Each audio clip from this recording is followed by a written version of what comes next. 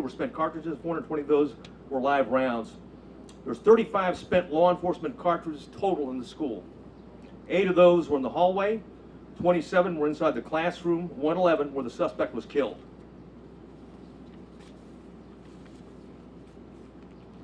I mentioned that I was going to go over quickly a digital timeline.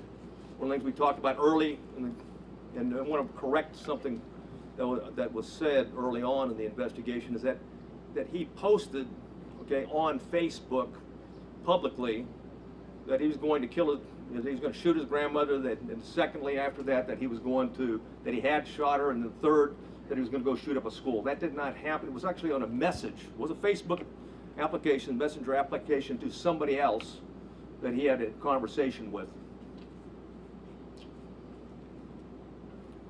We know that through his digital media footprint, and I'll just do by date time, that Ramos asked his sister to help him buy a gun.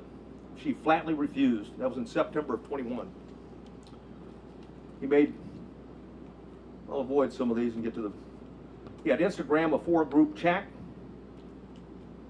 and it was discussed that Ramos being a school shooter. That was on February 28th of 2022.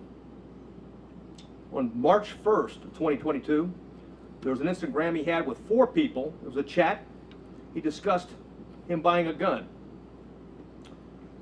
On March 3rd, 2022, there was another 4-person chat. Quotations, word on the street is you are buying a gun. Ramos replied, just bought something. RN.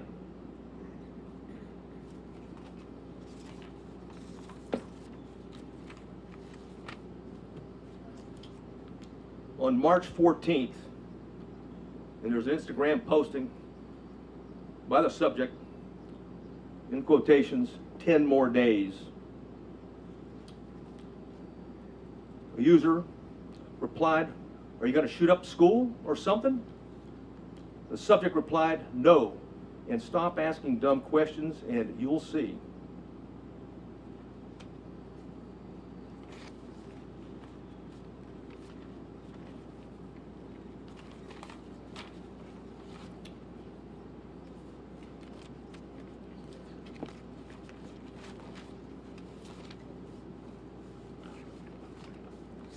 I know you have many questions, and I've agreed to stay as long as we can to answer as many of those questions that we can. If I can't answer it because we don't know definitively right now, I'll simply say that. And it continues to be a preliminary investigation. There's, literally, certainly over hundreds of interviews that have been conducted, will continue to be conducted, and there's thousands of leads that are being pursued, not consecutively, but concurrently, and thanks to our federal and local partners. And I do want to mention behind me, we've got the FBI Special Agent in charge. We also have an ATF Special Agent in charge, or ASAC, and of course, who else? What I got behind? Okay, Texas Rangers. If there's any specifics that I haven't covered that I might need their particular support on. I do want to cover one thing quickly though before I go to questions, and that's some of the questions that we received, that we have already received. And one of those is going around now that in fact the subject had been one of the 2 arrested by the Texas Rangers and the local police back in 2018. That's not the case. He was not one of the individuals. In fact, we have found no links, associations, and relationships in that investigation. Clearly it was a threat. It was back in 2018. The 2 juveniles were charged with attempted or conspiracy to commit capital murder. There's no question that we thought, and we had evidence, and certainly the district attorney agreed, that these juveniles, one 13, one 14 years old, was a threat to Uvalde.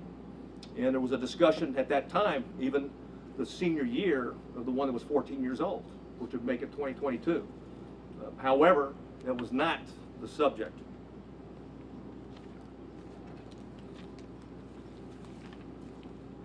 Questions?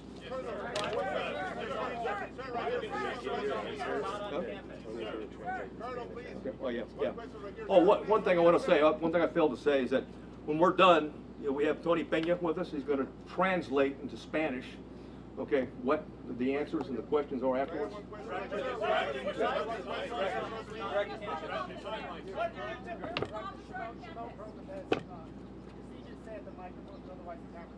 Thank you for doing this, and I do hope you stay here and take as many questions as possible. You say there were 19 officers gathered in the hallway or somewhere. What efforts were made to try and break through that door? You say it was locked. What efforts was the officers making to try and break through either that door or another door to get inside that classroom? None at that time. Why? The on-scene commander at the time believed that it had transitioned from an active shooter to a barricaded subject. Sir, you have people who are alive, children who are calling 911 saying, please send the police. They are alive. In that classroom, there are lives that are at risk. That's Hey, not- we're well aware of that. Right, Yeah. but why was this made not to go in and rescue these children?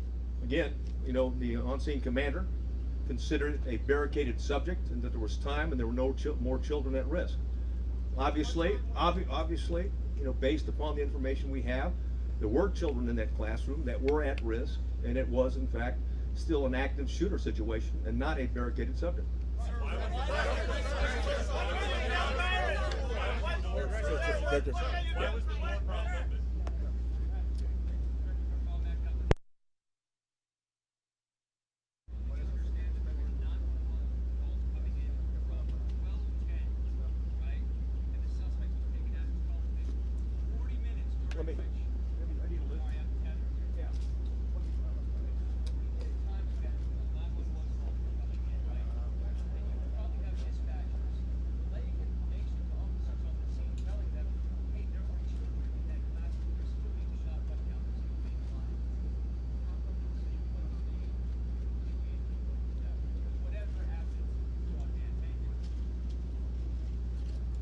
The question simply is this: there was a 40-minute gap, and if the 911 operators were aware that children were alive in that classroom, why weren't officers notified of that? And if that's the case, why didn't they take action? That's the question. And again, I'll go back to the answer, but right now is that it was considered. Okay, the decision was made on the scene. I wasn't there, but at the same point in time, you know, a decision was made that this was a barricaded subject situation. There was time to retrieve the keys and wait for a tactical team with the equipment to go ahead and breach the door and take on the subject at that point. That was the decision, that was the thought process at that particular point in time.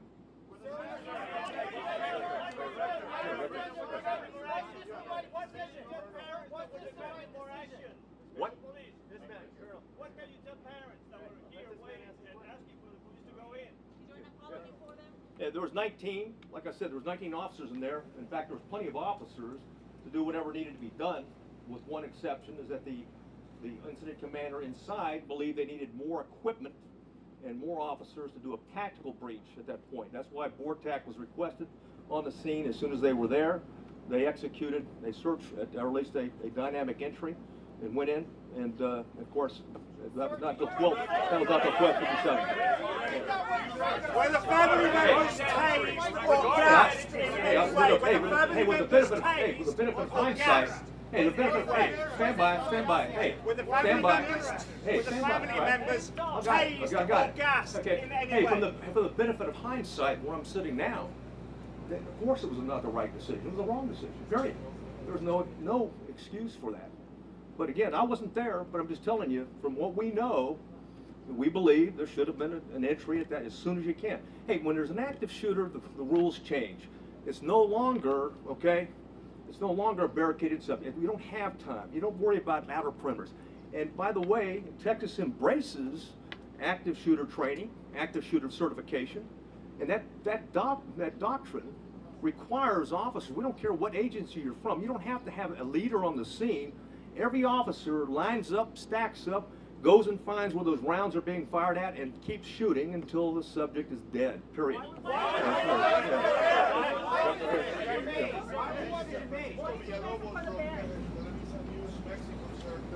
Obviously, countries south of the border, it's very difficult to understand how the most powerful nation in the world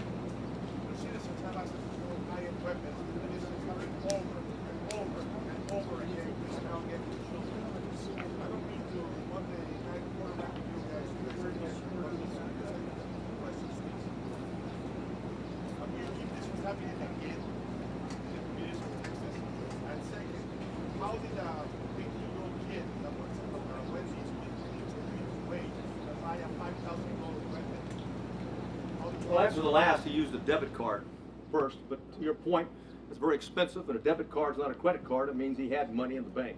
So why and how is being looked at right now, and I'll tell you this, thousands of more leads are being looked at right now because we haven't answered all the questions. We haven't gotten into the why. Okay, we know the individual was also into cyber gaming in that regard, and group gaming in that regard. So we've got a lot of questions are out there, and we're seeking answers. But we've got an obligation. We'll continue to update you when we find something out. Hey, The woman in the yes. The first one is he said that Border Patrol had a special team on site and that the local police did not allow them to go into the building. Can you elaborate why? The Border Patrol agents, the BORTAC agents that were in the building, did line up. They're part of the 19 that I talked about, and the entry team, ultimately the entry team that went in. But I can tell you that they were told, just as any other officer was told, and others, even command staff that came on board, is that the incident commander at the time believed that in fact it was a barricaded subject, that we had time, there was no kids at risk. Who was the incident commander? Which agency? Talked about having the chats and group chats and talking to people. Why wasn't he on the next radar? Nobody. I wish he was. I wish he was, because then there's no question. And I'll say this right now, every time we have one of these, and there's copycats, okay? And we need the public, just like we did back in 2018, there was a public, okay, that came forward that we got 2 people that are about to shoot up a school or planted to shoot a school. It's imperative on the public, when you get something, just because the guy sounds like he's a nut, he may be a nut. But just because it sounds like, well, it's possible to do, he may be intended to do, as I've read the timeline based upon the chats that he had. So we need everyone, when we have a threat to life like that, to take it seriously and report it, because ultimately this is tragic. What do you tell the parents of 19 kids, or the families of two teachers? Yeah. Or the pay. Yes, sir. Yes, sir.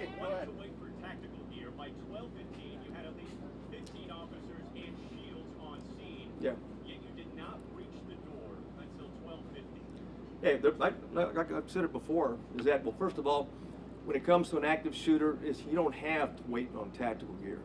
Plain and simple, you've got an obligation. What I know now, okay, absolutely, it was an active shooter, because you can transition. Keep in mind, in the doctrine, okay, of active shooters, you can transition from an active shooter situation to a barricaded subject, or a barricaded with hostage subject, but if shooting continues, and you have any reason to believe that there's individuals alive in there, you've got an obligation to move back to an active shooter posture, and that means everybody at the door. Are you saying those children were no longer at risk when he barricaded himself? Saying there were children alive in classroom 112, 8 to 9 children. Is that teacher, are those children still alive? And why was the school resource officer off campus? And did Uvalde SWAT respond to the scene? Well, Uvalde has a part-time SWAT team, number one. The ISD's got, they have limited officers. I think, what is it? Well, they got 6? They got 6, yeah. The Consolidated Independent School District has 6 officers, and they didn't have one posted at that location. And someone said, hey, what do you tell the parents? I mean, bottom line is that, or someone talked about and said, when there's kids in the room, why wasn't there an entry? Because it was believed, like I said at the time, that the subject was stationary, barricaded, there was no risk to other children. Again, on retrospect, from where I'm sitting right now, clearly there was kids in the room. Clearly, okay, they're at risk. And oh, by the way, even when you go back to shooting, there may be kids that are injured. Okay, they may have been shot but injured, and it's important for life-saving purposes to immediately get there and render aid. Right in the blue. Where was the resource officer? Why was he not on campus? He was not on campus. Why? Well, Where was he? again, we'll have all those answers down the road. Okay. Sir, did those children survive? Lady in the purple. Hi, this is Univision Network. Thank you for doing this. Also, the community is expanding. What to live on a document is then the world. We apologize to all those parents who are outside screaming, trying to get in. It was obvious that it was not under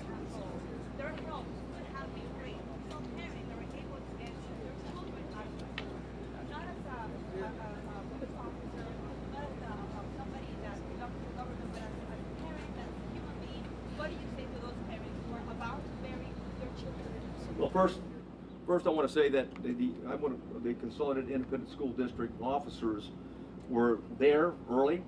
There was 4 of them, and they immediately began evacuating the school and did that throughout the process. So keep in mind, so that was going on.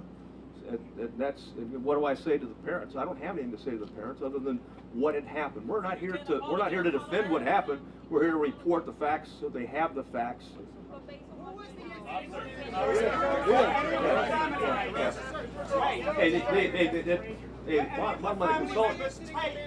Were any of the family members gassed or tased outside the building?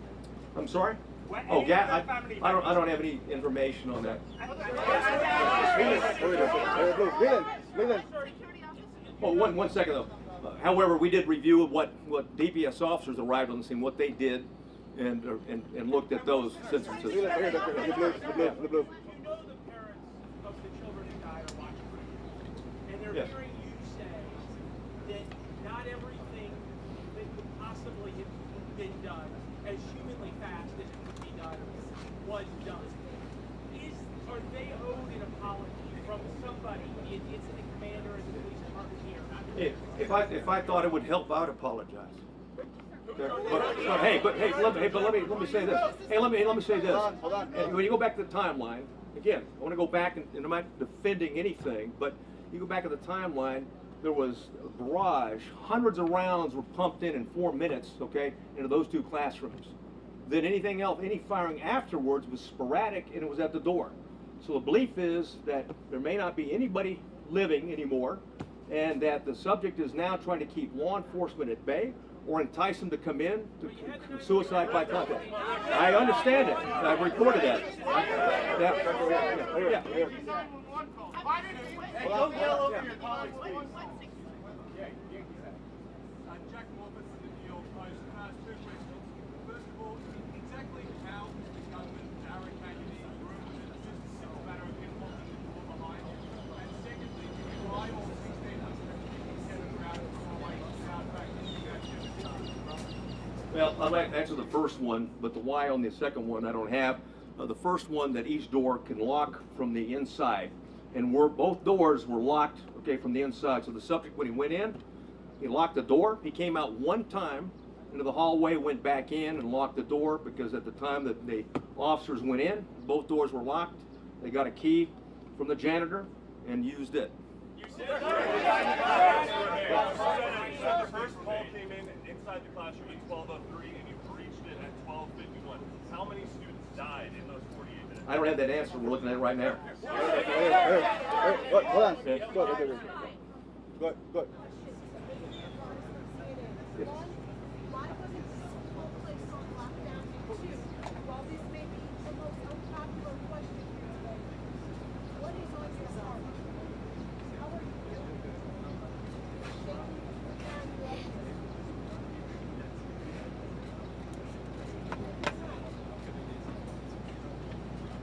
Yeah, thanks a lot.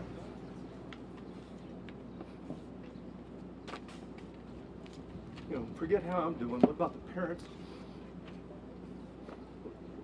of those children? You forget about me. What about me or officers and stuff like that? We take an oath to uphold the law and protect people. And anytime something tragic like that, we want to know why it happened and if we can do better next time, is the bottom line. And call it like it is. It is tragic. Quite frankly, I mean, there shouldn't be anybody. You know, ideally, we've been able to identify this guy as a suspect and address it before he even thought about attacking, on the 24th. Green. Go ahead. Over here. There's a lot of ammunition, a lot of rounds. Are there other people that you're looking at to arrest? That's 8 of them. And we're looking at other people. Absolutely. Anybody who's been in contact, we're looking at anything. And links to associations, people that may have known something, and will continue, and may have been involved in some chat room gaming along with them. So there's nobody that we're not going to talk to and look at.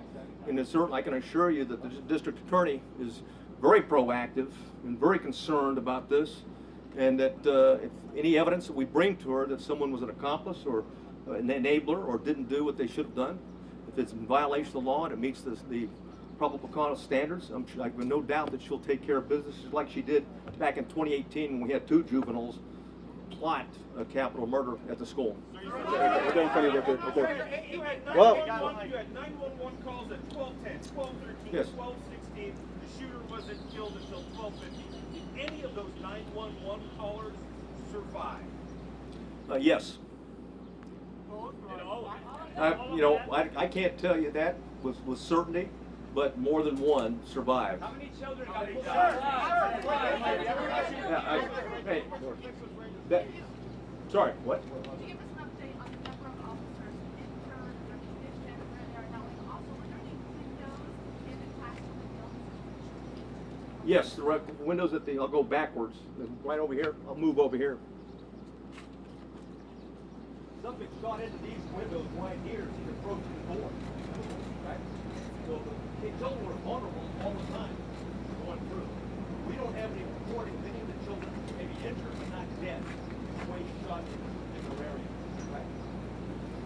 As to the answer in terms of someone could have shot Thomas in that regard, I don't have the answer to that, quite frankly. But we're looking at a number of different things in terms of ballistics and things like that, but you can keep in mind, we've got children, okay, in here. Come back to the mic. We've got children in here. Oh, excuse me, yeah.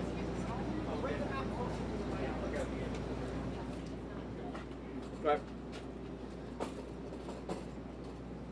And we're looking at this from a tactical standpoint and everything in terms of looking backwards, okay?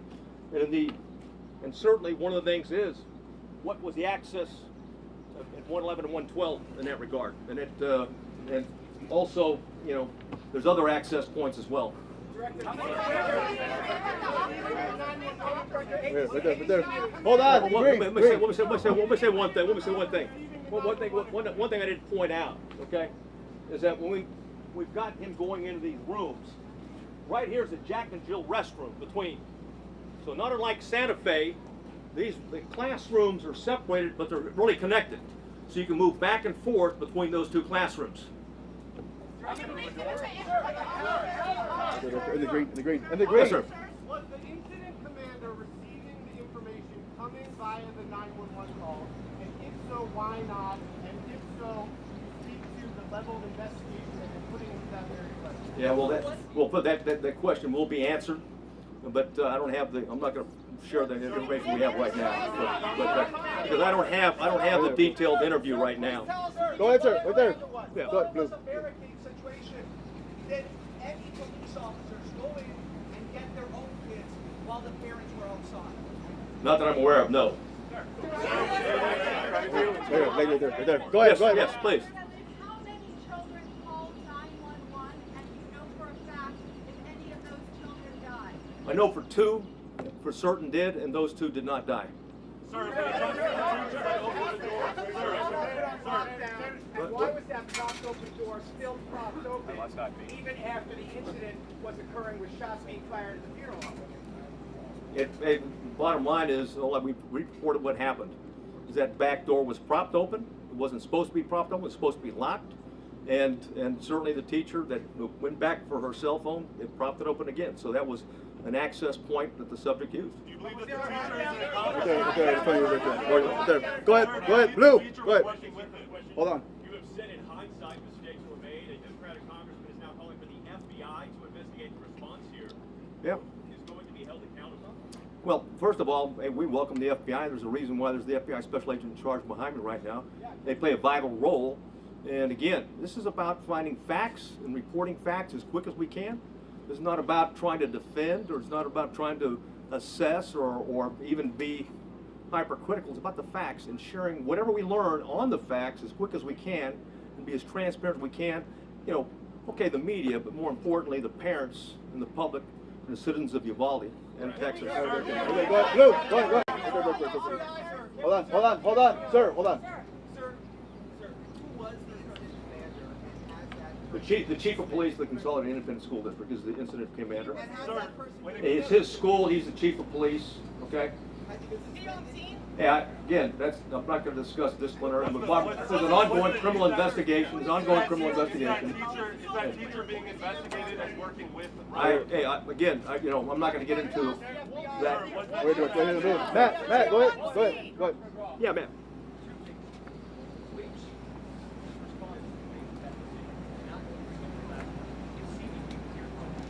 The chief of police of Consolidated Independent School District, he was convinced, and again, I'm going to go back and say, he was convinced at the time that there was no more threat to the children, and that the subject was barricaded, and that they had time to organize with the proper equipment to go in. The subject already had hit, 3 officers, and hit 2 officers, and I didn't answer the final question. A third, a border patrol agent, was grazed as well, but no police officer was seriously injured. During that time, were the officers hearing shots fired inside that classroom during that time? Yes. Yes, they did. He shot, and I went through the timeline before, where he continued to shoot, and periodically, sporadically. So while they're waiting outside for the proper equipment, they're still The last, I think I already gave you the timeline. I'm sure I went through it, but the last time that the shot right before the entry, okay, was he shot at 12:21. So. At the officers or at the children? No, not at the children. Well, we don't know yet. We believe it was at the door, is what he fired at. Go ahead, right there. Yes. Hold on. What kind of equipment did law enforcement have in each specific moment of the response? Hey, well, we know that beginning when the BORTAC agents arrived, they had 3 ballistic shields. Give me the last question. What? Last question. Yeah, right here in the booth. Right here. Go ahead. Hold on.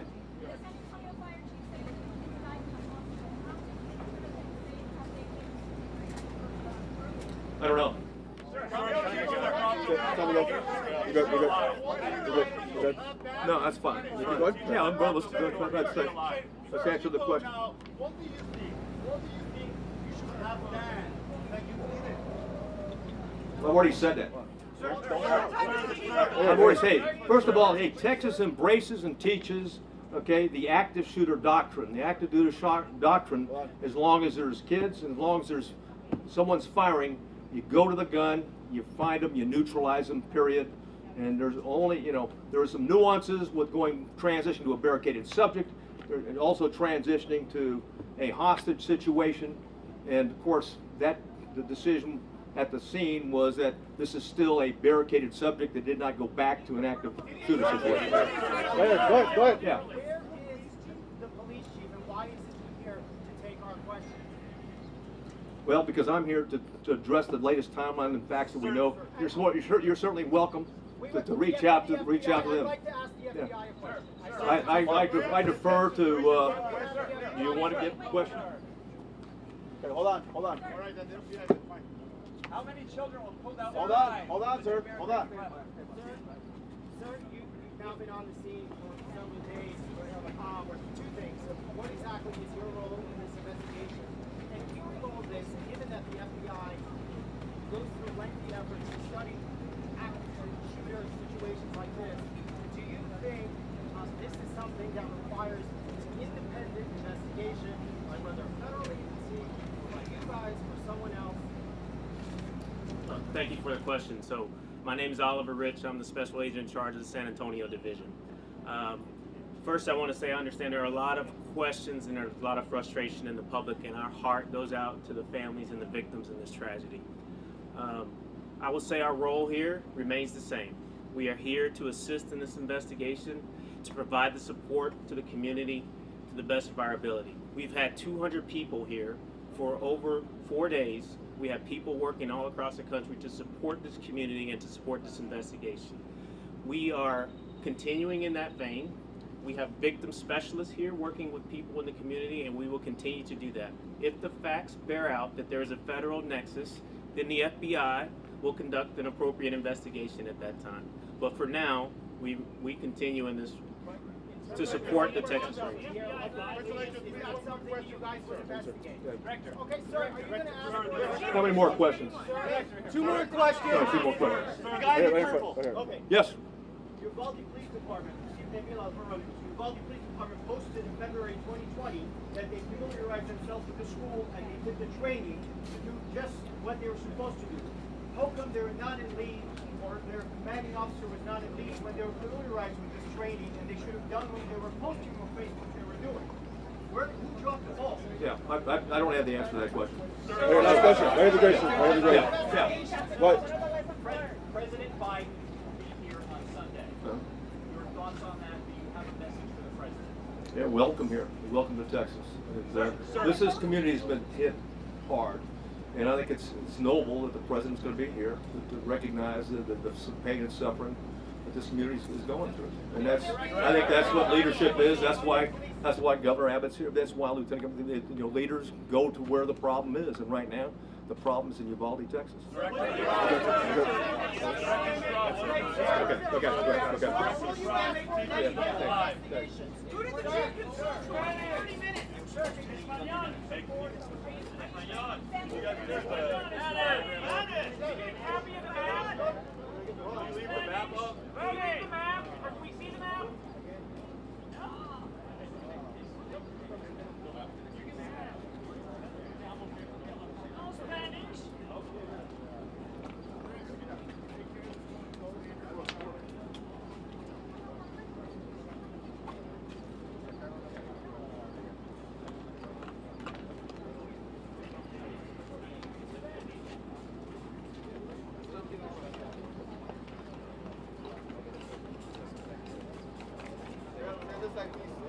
Well, so in 2020 they took the training, right? And they were. Yes, sir. Yes, sir.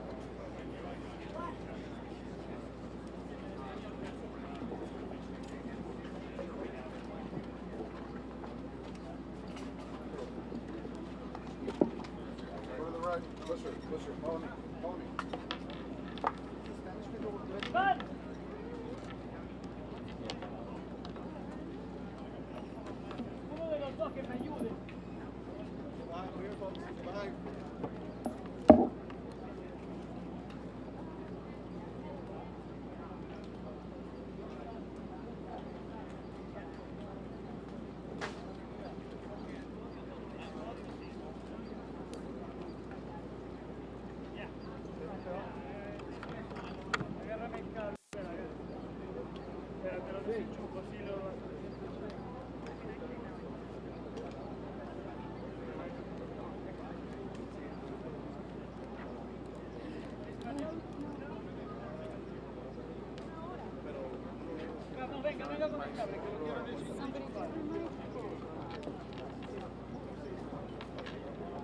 ¿Ah?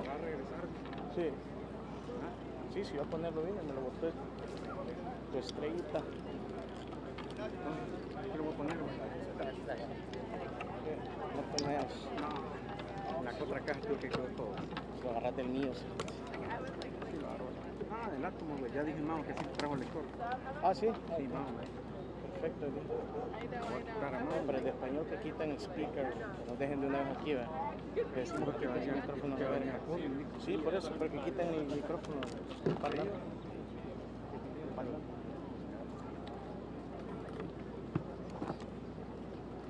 thought they were doing Spanish. I don't know why they're not doing Spanish.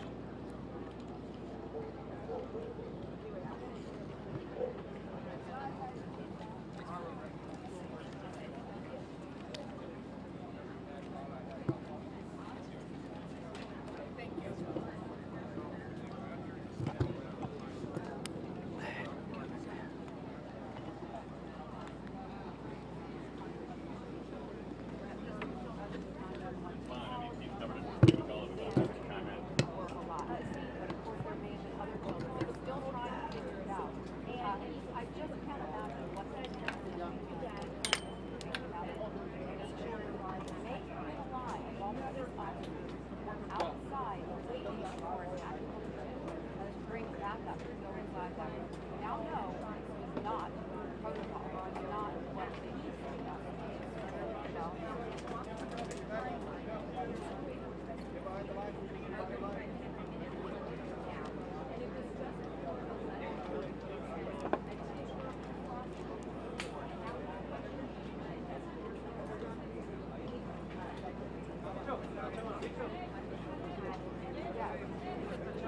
Right, yeah. Right, we should point out that Robb is talking to reporters today, public safety, is not representative of the local police department, despite the coding. And we saw him actually almost tear up at one point when he was asked how he felt about this situation. Of course, he said it's not about how I feel, it's about how the parents feel. This situation is very, very important to him as a law enforcement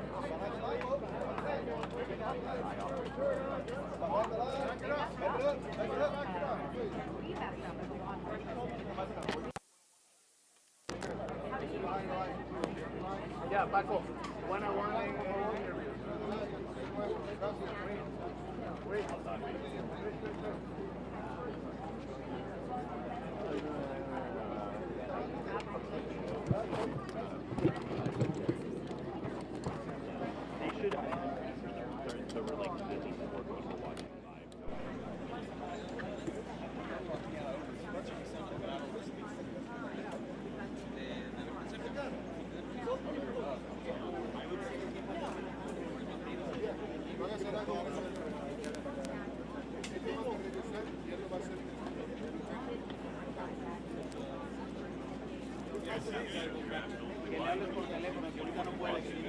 Now there is another memorial right in the heart of Uvalde that people are gathering at.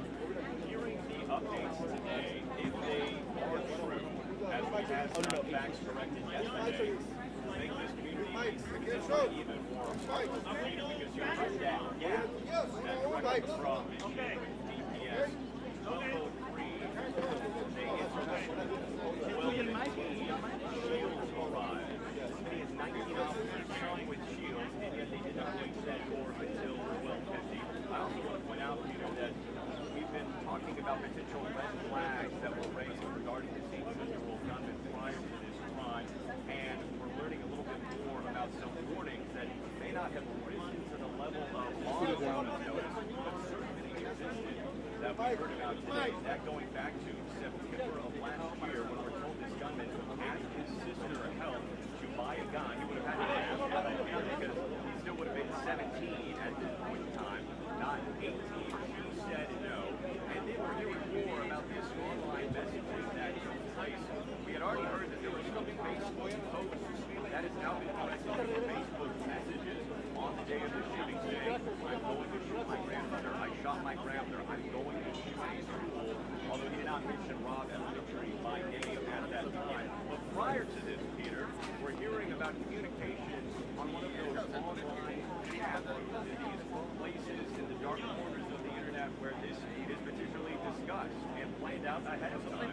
The director of DPS is saying that in February of 28, this school shooting, or not this school shooting, but a school shooting idea was discussed. And then on March 3rd, in a four-person chat, this 18-year-old responded that he had just bought something. Now that's important to note here because if he had actually bought something, it would have been illegal because he still would have been 17. He did not turn 18 very recently. Peter?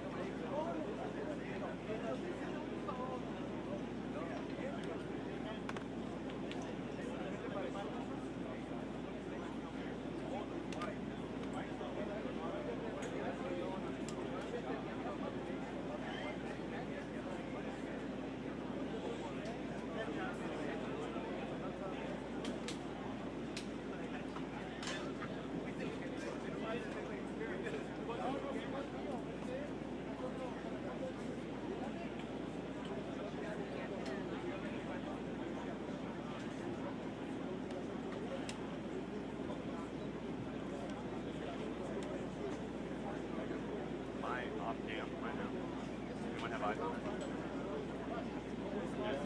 just need to wipe my face.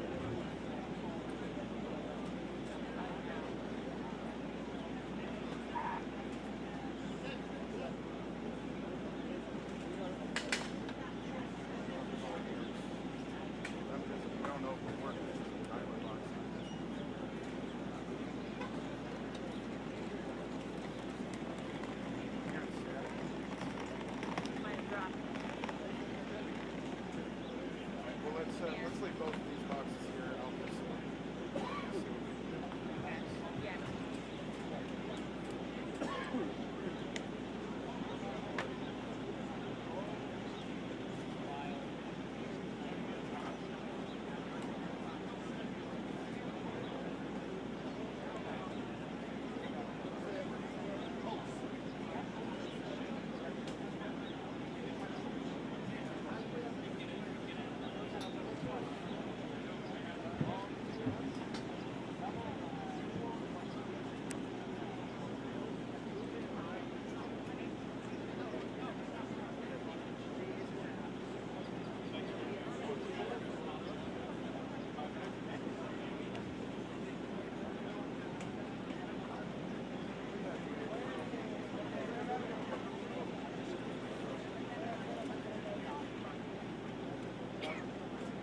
Could we just get him to talk to the SAT truck to right here?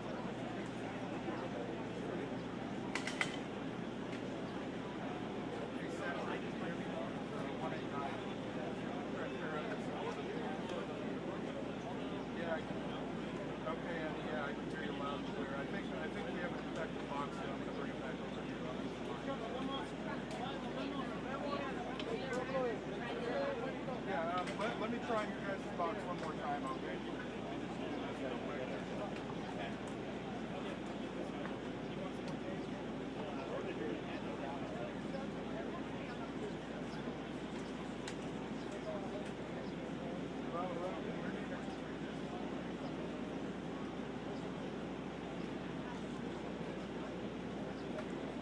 No, I've got here, I got a body mic.